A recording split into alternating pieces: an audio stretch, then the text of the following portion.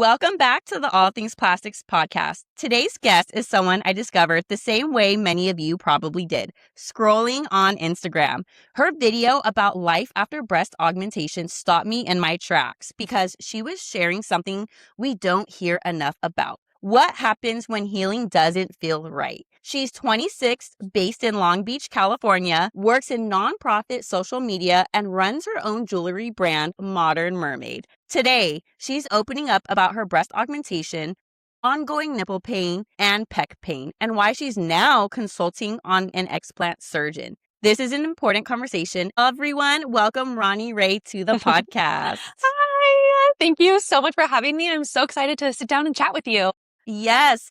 And it's so important, like I was sharing earlier, to share all surgery journeys, sharing the good, sharing the bad, so everyone listening can make their own informed decision, whether maybe they do want to continue with a breast augmentation or they're like, actually, maybe let me do more research and see what Ronnie talked about and her experiences and her complications. And maybe when they deep dive, they're like, actually, I don't want implants. Maybe I'll do a fat transfer, or hey, maybe I don't want surgery at all. Yeah. All of those options are fine, but I'm just here to share all the journeys from all different backgrounds so the girlies can figure out what they want to do.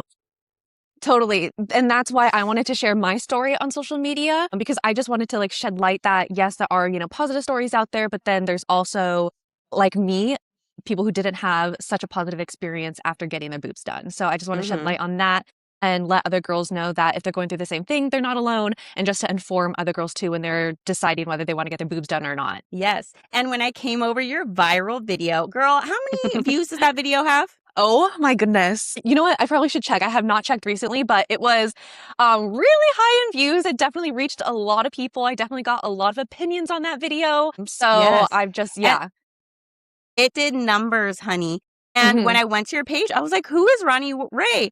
I saw all your lifestyle and beach content. Your aesthetic on your Instagram page is gorgeous. First oh my off, goodness, thank you. I know that takes a lot of work, girl. You're killing it. It does. So thank you so much. Thank you. Walk us through how you got started on social media and kind of what your content focuses on. Yeah, so I actually started my social media journey. I was 13 years old. I started a YouTube channel and I vlogged all of my high school up until I graduated from college. And then I kind of pivoted and switched to short form video content on Instagram and TikTok. And yeah, I'm just all about documenting my life and my passions and my hobbies. I love sharing beach vlogs. I love sharing snorkeling. I love sharing seashell collecting and the journey I've been on with starting my seashell jewelry business, Modern Mermaid. And it's been really fun sharing that online and then creating a community of girls who also share the same interests and passions as I do. Yes. And your aesthetic, like I said, is just so girly pop, beachy, summer, makes you want to go on vacation vibes. I love it. Yeah, that's the kind of vibe that I want to give off for sure. Did building a presence online and being on social media influence the way you kind of viewed your body at all, especially being in bikinis and doing a lot of beach content? Yes, it did. I think in my early years, definitely in high school and early in college, I feel like I caught myself feeling insecure. I caught myself comparing myself to other girls. And I think that, that just stems from feeling insecure, feeling not good enough, feeling not feminine or womanly. In college, I did bikini shoots for bikini brands and I would shoot with these girls that had boobs and had butts. And I just was kind of just a slim, no curves, no boobs, no butt, little twig. Those feelings of not feeling gorgeous and sexy and womanly got to me. Yeah. So it's different when creators post their lifestyle or their makeup content where it's focused on products and their face. But when you start getting into bikini or lingerie, things that show your body more, I feel that it affects those specific girls a little bit more because they're comparing themselves. Oh, look at that girl in that bikini and she looks more curvy, or her aesthetic is quote unquote better. It is harder for you girls. I agree. And I think now where I am right now and who I am right now, what I know right now, I just feel like it's important to just love who you are, love the body that God gave you. If you are happy, you are healthy, that is all that matters. Yes. So I'm happy I'm at this place right now with the journey that I've been on that I Yeah. feel like I could say like I am happy and confident in my body. Yeah. I'm happy and confident in who I am. And I've kind of just like stopped the comparison game because I mean, they always say like comparison is the thief of joy.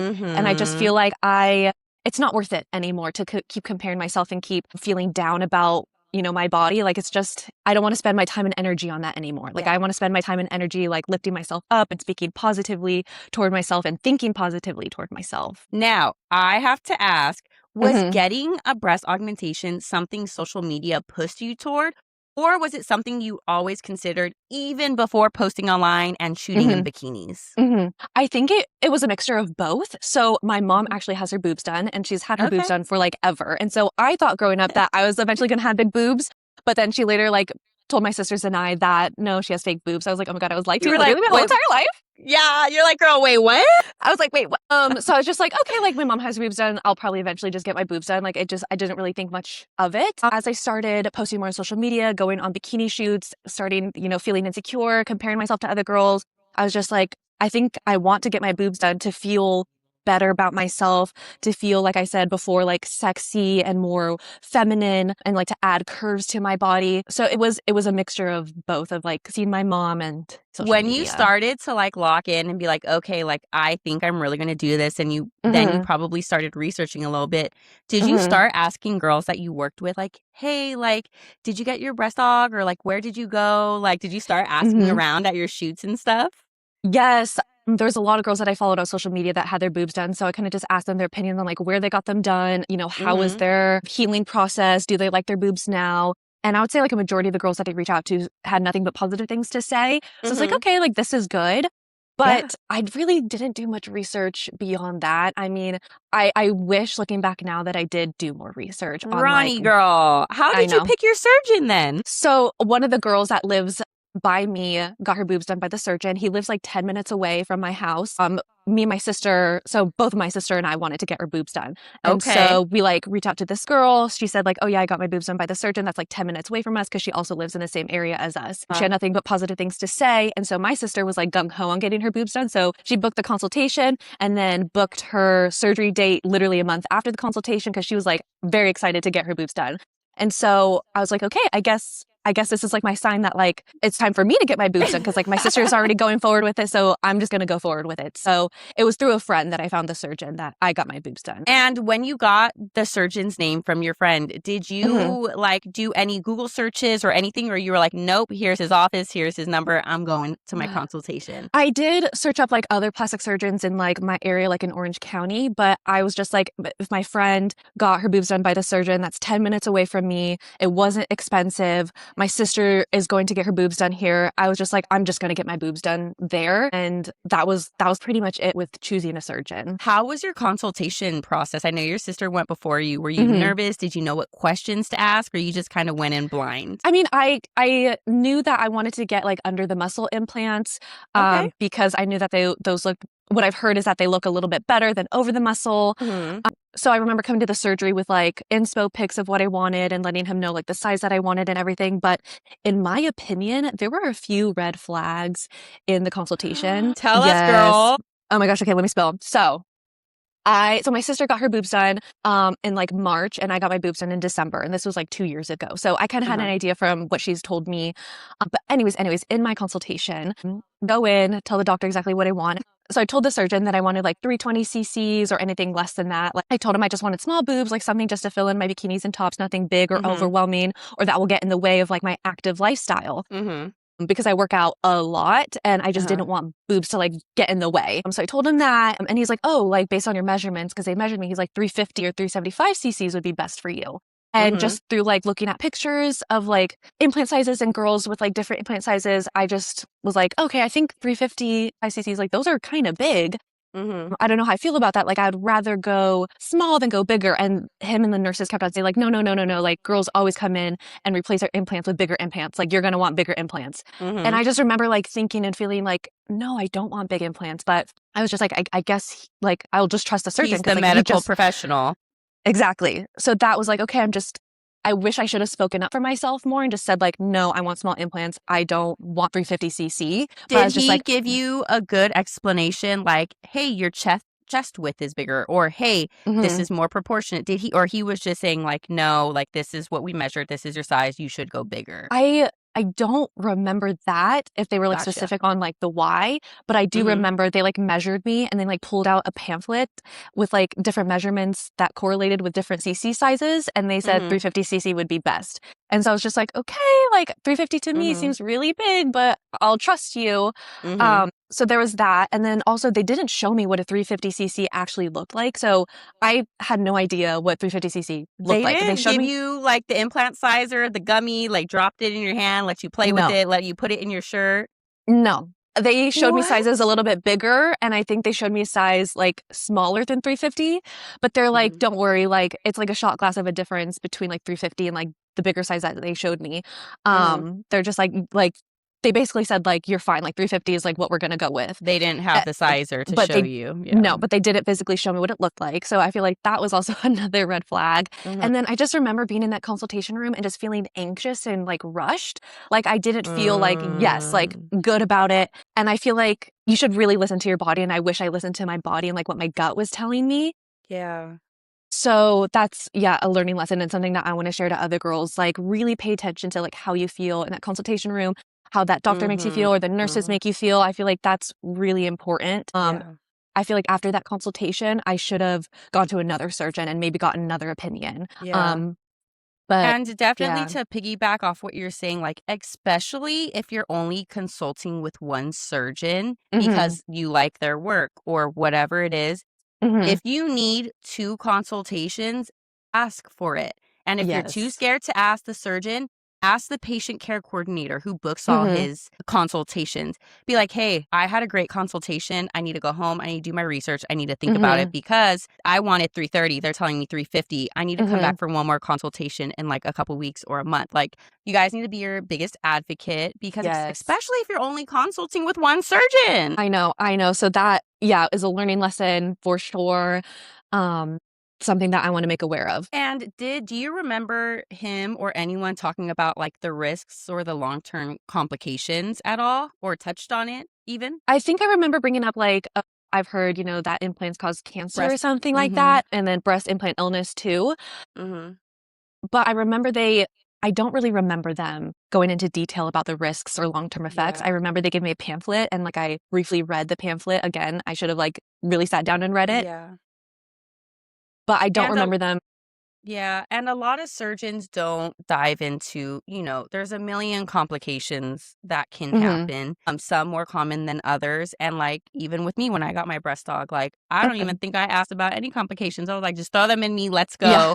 I didn't read a pamphlet. Like no one is gonna sit there and read a pamphlet. But I Yeah. think that surgeons, especially private practices, maybe they need to have like videos that patients watch or like the Yeah. surgeon does a sit down video and explains like the top 8 or the top 5 complications and then Mhm. have a list of all the other ones because no one's going to read a Totally. damn pamphlet, I know. like realistically. You know what I I mean? know. Yeah, so I think that So would have been helpful too, like a video or something just to, like, share something, with a patient so that they know what they're yeah. getting into. Yeah, definitely. Now, if you're comfortable sharing, you Mhm. had your breast dog in Long Beach, California, roughly Mhm. 2 years ago. How Mhm. much did you pay 2 years ago? I paid a little over $5,000. Girl, that's Yeah, good. That was cheaper than yeah. mine like 7 years ago. Really? Can I ask how much yours were? 85. Okay. Okay. Yeah, and Yeah, I that feel was like with some that's discounts. yeah, mine were a little over $5,000. Mine was on a discount too. My sister, who got her boobs done by the same doctor, she was Mhm. hers were like over a little $7,000. Like a So referral or something, referral I discount? think that's what it was. Yeah. And did you let him use your photos for social media for an I extra did. discount or no? Okay. Yeah, I let them use my photos, but I haven't seen them post it or anything or use it for their website, but I did give them permission to use my photos. From how long from your consultation date to you were in the Mhm. operating room getting your surgery, how long was that Mhm. period? A month, a couple weeks? So, I actually went into the consultation the same month that my sister did in February, and we were actually supposed to get our boobs done on the same day in March, but I chickened out and I was like, "Wait, I don't think I'm ready for this." So, What? I know. So, I rescheduled to December, 9 months later, because I just felt like I wasn't ready. I think that last week of November, I did my second consultation with a surgeon, to kinda go over again, what I wanted and things like Yeah. that. what made you chicken out? Like what did you feel that you were not prepared for or that you had second guesses on that made you reschedule? I think internally inside, I just didn't listen to myself. I think internally, I didn't really want to get my boobs done. I didn't really want to go, you know, do surgery, do the recovery, all of that. I think it was kind of a superficial decision, like I said, and like what we touched upon earlier, was just based on like insecurity and not feeling enough and feeling like I needed to fix myself to be prettier and all this kind of stuff. But like internally, I don't think I really did want to get my boobs done. So that's why I like rescheduled, because just like, wait, this is too soon. Like I need more time to like think about it and research. But I think it was just my body telling me that like, girl, you don't really want to do this. Yeah. And how did you almost like convince yourself to like, okay, no, we're going to go through with this? Because you went back in December. Yes. I think through those months that I was like waiting for my surgery, I kind of just forgot about it. And I was just like, okay, I'll think about it when like it gets closer to the surgery day. And then when it finally came close to like, okay, getting my consultation and everything like that, I was just like, oh, I kind of forgot that this was like happening at the end of the year. You're all blacking out, forgetting about it. And then like the next surgery date's here. You're like, shit. You're like, oh my gosh, wait a second. I really did, schedule this appointment and everything. Yeah. I think I don't know why I didn't cancel it, to be honest. Like, I just remember feeling very anxious. I remember like crying days leading up to the surgery and like asking my boyfriend, like, I don't know if I really want to do this. Like, do you think this is a good idea and all this kind of stuff? And he's like, Ronnie, I'm just going to support you in your decision no matter what. Like, do whatever you want to do. Like, this is your body.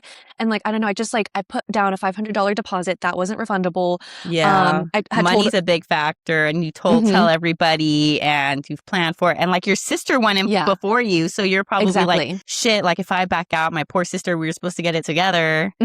So all those factors. There's just a lot of factors too. And like, it was only $5,000. The doctor was 10 minutes away. I was like trying to convince myself that like, oh, these are all signs for me to get my boobs done. But I just wasn't listening to the most important sign, which was what I was feeling inside. I wasn't listening to like my intuition and my gut. Now let's talk about surgery and immediate recovery, because you did end up getting your breast augmentation. How was recovery in those first few days and weeks?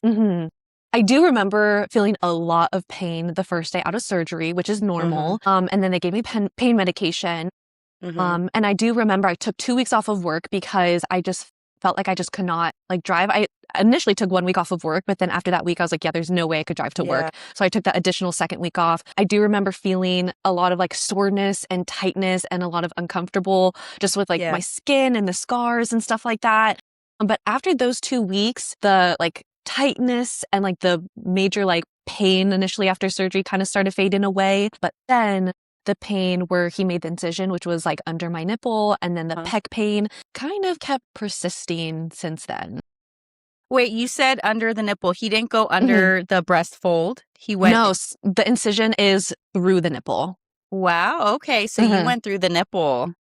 Wow. Now, you said you had your common pain, the tightness, the heaviness. All of that is normal post-breast augmentation. But eventually, did everything seem normal before it didn't? To me, no. It just like, I just kept feeling, so after, like you said, the initial surgery pain, I felt like was supposed to wear off. I still felt pain inside like my boob and like pain around my nipple. And I did go to a couple post-op appointments, and my last one was 4 months after my surgery. And I told him that like, I'm still experiencing like nipple pain.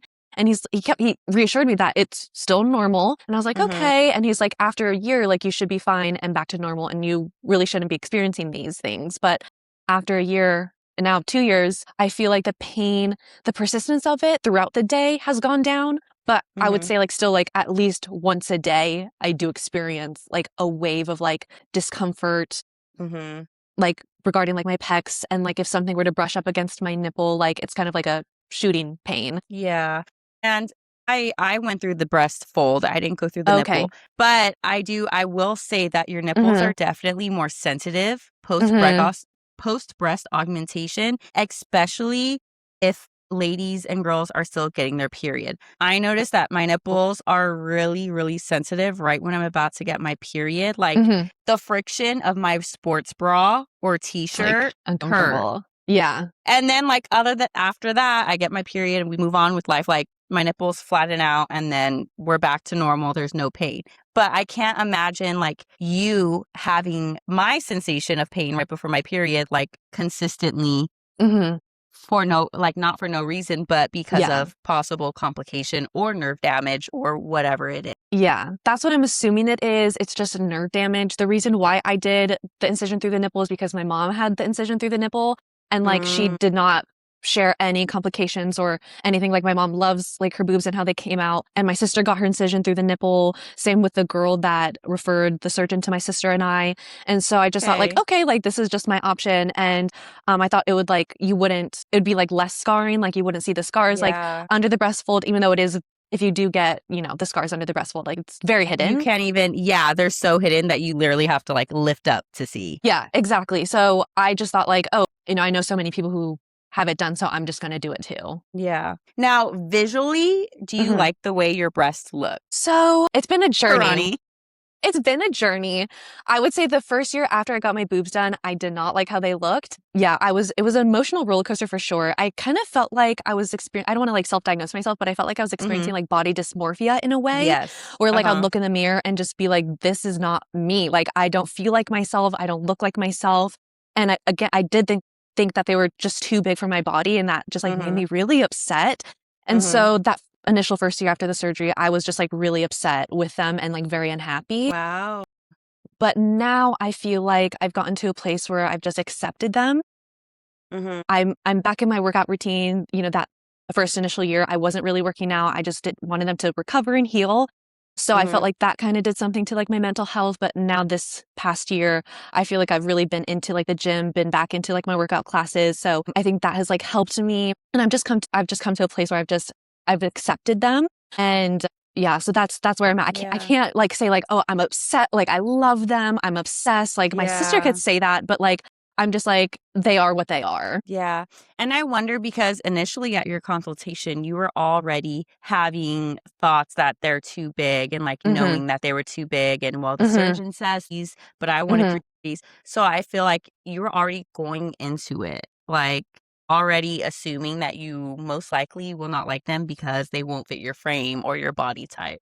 Yes. Yeah. I was kind of going into, like, I remember the first thing that I asked the nurse, like right when I was coming to after the surgery, I was like, what size did he give me? Because I know that they're like between 350 or 375. And the nurse said 350. I was like, okay, thank God he didn't give me 375 because I knew that would have been way too big. But that was Yeah. literally the first thing I asked when the nurse, like when I was like coming to, Yeah. was just like, what size did he give me? Yeah. Now, what do you wish more surgeons or patients openly talked about when it comes to breast augmentation risks? Because I feel like on social media, we only hear about the risks or the complications once they already occur, right? Mm-hmm. That's the Mm-hmm. only time we hear about it. Do you feel like enough surgeons are talking about these risks and complications preoperatively? Oh, that's a good question.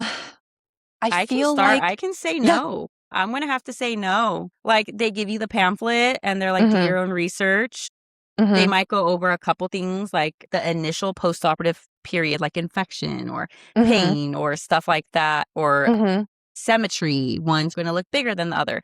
But like long-term complications, because there's a million, we know this, but Mm-hmm. I feel like they could do a better job touching on these long-term complications. I agree. And I did go to an explant doctor, and he kind of shared the same thing that like surgeons don't really go into lengthy Mm-hmm. conversations about this is because maybe they don't want to lose their customers, and don't want to True. deter people It from is a that. So that was business. just, yeah. So that was Yeah. just something that stuck with me in our conversation with when I had with the explant. But yeah, I agree. Maybe to an extent, that's why they don't. Diving into your explant journey, Mm-hmm. Mm-hmm. take us on that road. When did you start to consider an explant surgeon and how did you go about finding one and what made you finally bite the bullet to do a consultation? Mm-hmm.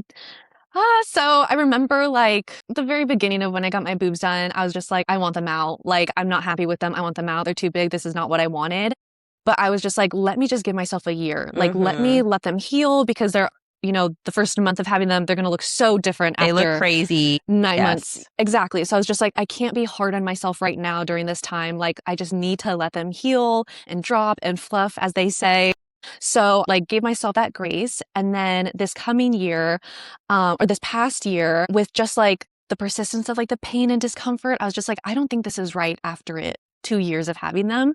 So I was like, Yeah. I'm going to just go ahead and book a consultation with an explant surgeon. And I just Google searched it, explant surgeons near me in Orange County. And I found the surgeon and I just booked a consultation because I just wanted to get their opinion on, is there something wrong with my breast? Like, do I have capsule contracture? Is, maybe my implant has exploded or something. I don't know. Maybe that's why it's causing the pain. So I just wanted to get an expert opinion on that since the Yeah. surgeon that I got my boobs done with had retired. So I couldn't go back to him. Mm-hmm. And what advice did the explant surgeon kind of give you? What did you gather from your consultation? So he did say that the pain that I'm experiencing is possibly from my pec muscle kind of pulling on scar tissue. Mm-hmm. And he said that the nipple pain that I'm experiencing through my incision can be from possible nerve damage. But he basically said that he did like an ultrasound and like he felt them and he said everything looks great, everything feels great. So the implant, there's nothing wrong with the implant. But he said that when patients come to him saying that they're experiencing pain and they get the explant, the pain goes away. So that was kind of reassuring to hear because I wasn't sure did I just like damage the inside of my boobs permanently and am I going to experience this pain even when I get them removed? But he said that a majority of the time patients say that the pain goes away when they are taken out. Yeah. Now, explants can be pricey as well. Sometimes they can be more than the actual breast augmentation. In your case, is that true? I think so if I just get the explant and I don't do a fat transfer or a lift or anything like that, it came down to like a little over $7,000, which I was like, okay, that's not that bad because I have heard of explants being super expensive. But I think that's with, if people opt to do a lift or a fat transfer, but I just want them out. Yeah. So he said it was like around $7,000, which I didn't think was terrible. No, not terrible at all. Now, personally speaking, I have 405cc implants. I went big, girl. I have no complications. Now, in my head, to take out my implants and just not have anything after having them for so long, even as a plastic surgery nurse, I will probably crash out. Yeah. And you know what? That is valid. Are you not stressed? I am a little stressed about like how they're going to look after and like if they're going to be deflated or not, you know what I mean? Like stretched out. But I've done some like TikTok research on like girls that have gone through explants. And a lot of girls have had nothing but positive things to say about their explants. Good. I've heard a lot of girls say that it was the best dishes I heard a lot were made and that their boobs kind of just like bounced back to how they were before. To normal. Okay. Yeah, I've heard a lot of that kind of across the board of just like watching girls, talk about the explant journey. Good. So that's reassuring to hear that there's not all these like horror stories with explants. Yes. Now, if you do decide to get your implants taken out and let's say you wait a year and you're like, oh, they're a little smaller than I assumed, or maybe there's, extra space from the prior implant. Do you think that you would consider doing a fat transfer or a lift, or right now you don't know? You just have to get them out, see how they look, and then you'll decide from there. I think I'll just get them out and see how they look after the heal and then decide from there because I don't, what if they turn out amazing after I get them removed, and I don't need that lift or fat transfer. So I think I would go just letting them heal and see how they look. I love that, Ronnie, because you are giving yourself grace. You're not just diving in or rushing into another surgery because you feel like, since I had implants, I need to substitute it with something. Because I feel like, I'm not going to lie to y'all on here because that would be me. If I get my implants taken out, I'm like, shit, I need a fat transfer. I need a lift. I can't just go back to my prior breast. And there's a lot of women like me, but I love how you are advocating for like giving yourself grace, giving yourself a year, see how you feel, see if the pain goes away, and then making the decision. Like, I love that. And one day maybe I could be like you, Ronnie. No, it's okay. Enjoy your big boobs, girl. I'm happy that you love it and that, your journey has been positive and that you don't experience pain. Like, there's also, like you said, like another side of the story too, like where people absolutely love their boobs and I love it for them. If someone is considering a breast augmentation right now, what advice would you give them? So a lot of girls have reached out to me regarding my boobs and I kind of just give them my honest opinion and let them know what I've been experiencing and let them know that I'm not a big fan of how the size is and that I do experience pain and everything. So I am honest with them and I just tell them that like, if this is something that you really want to do, like who am I to say like, don't do it? Like it's your body, do what you want to do. I'm just sharing my opinion and my journey. And I just tell them like, if you are happy and healthy and like don't experience any pain and can do push-ups and pull-ups and sleep comfortably at night with just a big t-shirt and no bra, like maybe just don't do it. Like if you just Yeah. don't experience pain, like why would you go through with it if like you're just like happy and healthy and don't experience pain? Like you are perfect the way you are, but again, it's their body. They could do whatever they want to do, and I'm just sharing my opinion with Your them since they journey. asked. Yeah. And do you think that did you know when you were filming this Instagram video that it Mhm. would take off and get so much traction the way it did? Were you really surprised people were curious about explant journey? Was. So I had like posted it on my TikTok. It did really well on TikTok. So I'm like, okay, let me just share it on Instagram and Okay. like see what people think there too.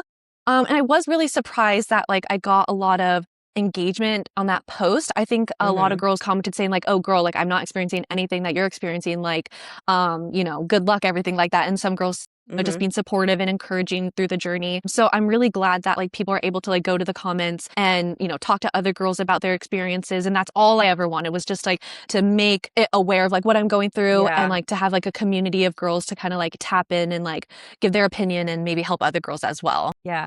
And I saw a bunch of comments. I was scrolling through the comments to just see the Mhm. audience's opinion. And there were Mhm. so many girls like, thank you for sharing this. I was considering getting one done, but I really don't need Mhm. it. Like, I Yeah. don't want to deal with these issues or, Mhm. this pain. Like, thank you for sharing. I'm not going to get it done anymore. So I Mhm. saw a lot of that too. Yeah. Yeah. Yeah. So like I again like anyone could do anything that they want to their body like as long as it makes them happy. Yeah. But I just wanted to share like, yeah, the other side of Yeah. the story and And this goes to show, like, Ronnie, you are young, you are healthy. You mhm. had no complications that we know of intraoperatively. You really had no complications postoperatively. To me, from, looking on a quick view, like they Mhm. look symmetrical, they look Yes. good, but you can still have minor little things that really Mhm. bother you, such as your nipple pain, that you're Mhm. like, you know what? I didn't want these to begin with. I'm having this nipple pain once throughout the Mhm. day. I'm over it. So little things like this can still happen. This goes to show you Mhm. she had an easy, great process, but she has this one minor or major, however you see it, complication that, you're deciding to get them taken out. So anything can Mhm. happen to anybody. Mhm. Everyone's surgery journey is different. Yes. Yeah. Like my sister is like the total opposite. Like she loves her boobs. She doesn't experience anything that I'm experiencing. So everyone's journey is just different. Yeah. Do you think, obviously I know the answer, but you Mhm. would still have gone through with it knowing what you know now? I don't think so. I don't think No. so. Yeah, of Just at course. that time and just who I was at that time, I just I just didn't speak up for myself and I really it's a learning lesson now. I look back at it now and I'm like, I will Of never put course. myself in a situation like that. And like Yeah. now I feel more comfortable to like speak up for myself when something doesn't feel right or I just like internally like don't want to do something. So it's a big learning lesson. So I'm grateful Yeah. for that it taught me to like really stand up for myself, speak up for myself. But with who I am now, what I know Mhm. now, I don't think I would have gotten them done. She's a self-aware queen. That's all I'm trying to be. Just yeah, just being self-aware and just listening to myself and respecting myself and like how I'm Yes. feeling. And when do you think you're gonna get your explant, Mhm. or have you decided if you for sure are going to? I am going to another doctor, so I learned my Okay. lesson instead of just going to one. So I am going to Yes. another consultation with another doctor in February to get another opinion, and then after that, I'll just decide like who I want to go to, or even if I want to go to another consultation. But I'm not like again, I'm not 100% yes, I want them out because I am scared of going through Of another surgery course. process, another recovery process, and scared of like how they're going to look after, and scared of like Of the scarring. course. The unknown. Yeah, so that's I Yeah. think was just kinda holding me back on just going 100% into it, but Yeah. I'm happy I'm taking the step in getting a Just consultation getting and educated and being mhm, aware. It does not hurt. And hey, if you end up doing 2 or 3 consultations and you're like, "You know what? Let me write out the implants for another year. mhm, Let's see if mhm, the nipple pain is tolerable." Hey, yeah, that's your decision. And mhm, you got all the education you needed. And mhm, maybe right now is not the time for an explant and you choose to do it in maybe your 30s or like right before you have kids or right before, like, there's so many after kids or options, something. or after, but I'm so glad that you're just educating yourself and, hearing all the options so you can make the Yeah, best decision for yourself. yeah, so yeah, that's just, like, the step that I'm going toward, and Yeah. then I'll just make that decision after I go to my second consultation, so we'll see. I love it. And where can people follow you and support your work? Yes. So all my socials are at Ronnie Gallegos. I am on Instagram and TikTok. So you could find me there. And I'll definitely continue to post about my explant journey. Yes, I know the girlies will be loving to watch it, and you'll be educating a lot of women on explant. We hear a lot of implant stuff, but a Hmm. lot of women are getting their breast implants removed for Hmm. various reasons and are doing multiple things, whether they're getting fat transfers or lifts, or Hmm. they're just taking it Hmm. out and leaving it alone. So, Hmm. really exciting. And thank you for sharing your story so honestly. Conversations like this are exactly why All Things Plastics exist, to educate, to empower, and to remind that everybody and every recovery is different. So, Ronnie, I loved talking to you today and sharing your surgery Likewise. journey. Thank you so much for having me. And thank you for giving me a platform to speak about this. I think it's really important. And yeah, thank you again for having me. Of course, sweetie. Well, ladies, we will talk to you next week with a brand new podcast episode. Thank you. Bye.